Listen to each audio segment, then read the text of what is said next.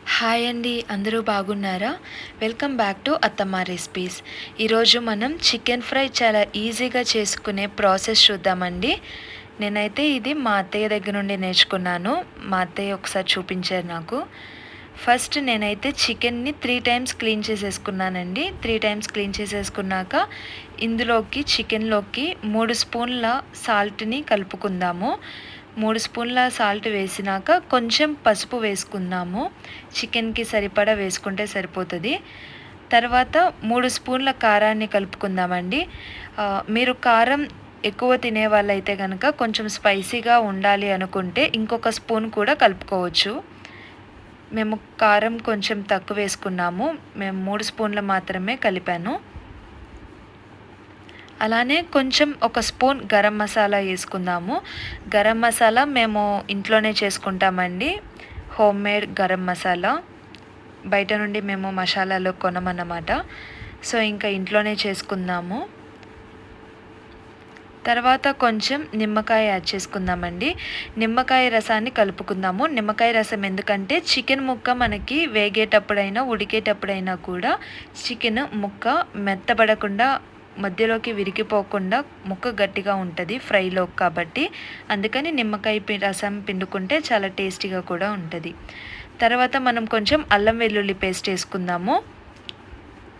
అల్లం వెల్లుల్లి పేస్ట్ వేసుకున్నాక కొంచెం పెరుగును కూడా కలుపుకుందాం. మనం పెరిగేసుకోవడం వల్ల కొంచెం గ్రేవీ కూడా వస్తుంది మనకి. మీ దగ్గర పుల్లటి పెరుగు ఉంటే కనుక పుల్లటి పెరుగు వేసుకోండి. పుల్లటి పెరుగు వల్ల చాలా టేస్ట్ వస్తుందండి.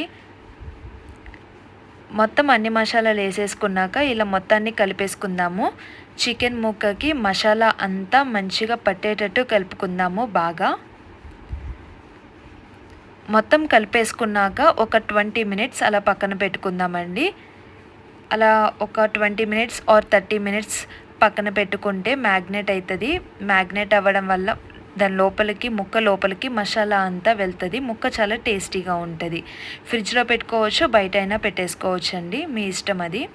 తర్వాత 30 మినిట్స్ అయినాక స్టవ్ మీద బాండ్లీ పెట్టేసుకుందాం. బాండ్లీలో కొంచెం ఆయిల్ వేసుకుందాం. నార్మల్గా ఫ్రైలోకి ఆయిల్ ఎక్కువ పడుతుంది, బట్ ఇందులోకి కొంచెం ఆయిల్ సరిపోతుందండి. కొంచెం ఆయిల్ వేసేసుకున్నాక ఆయిల్ హీట్ అయిపోయినాక అందులోకి మనం మ్యాగ్నేట్ చేసి పక్కన పెట్టుకున్న చికెన్ పీసెస్ని అది యాడ్ చేసేసుకుందాం. ఈ నూనెలో వేసేసుకుందాము ఆయిల్ హీట్ అయినాక.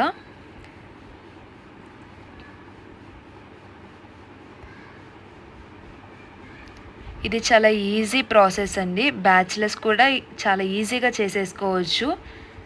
ఇంట్లో ఉన్న వాటితోనే చాలా అంటే చాలా ఈజీగా చేసేసుకోవచ్చు. బ్యాచిలర్స్ మస్ట్ ట్రై చేయాల్సిన ప్రాసెస్ ఇదైతే. ఇలా ఇందులోకి చికెన్ మ్యాగ్నేట్ చేసుకున్నది వేసేసుకోవాలండి. వేసేసుకున్నాక మొత్తం ఒకసారి కలుపుకొని పైన ప్లేట్ పెట్టేసుకోవాలి. పైన ప్లేట్ పెట్టేసుకోవడం వల్ల త్వరగా ఉడికిపోతుంది. ముక్కలో ఉన్న వాటర్ కూడా దిగేసి మొత్తం అదే అబ్జర్వ్ చేసేస్తుంది వాటర్ మొత్తాన్ని. మనం వేరేగా వాటర్ యాడ్ చేసుకోవాల్సిన అవసరం లేదు. ముక్కల నుండి వచ్చే వాటరే సరిపోతుంది ఈ ఫ్రైకి.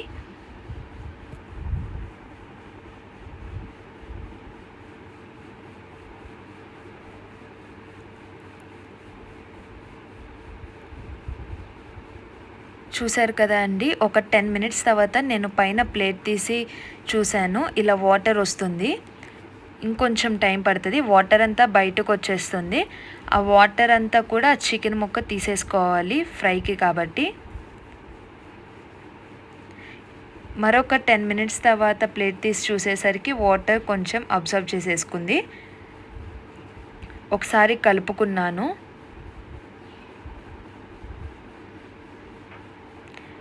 ఇలా కలుపుకున్న తర్వాత ఇందులోకి కొంచెం జీడిపప్పు వేసుకోవాలి.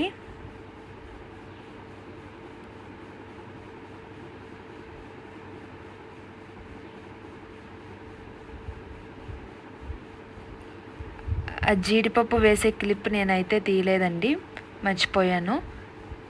జీడిపప్పు కూడా యాడ్ చేసుకుంటే టేస్ట్ చాలా బాగుంటుంది.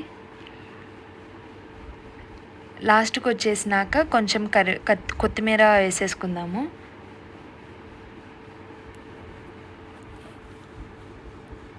ఇది చాలా ఈజీ ప్రాసెస్ అండి. మీరు కూడా ట్రై చేయండి మీ ఇంట్లో.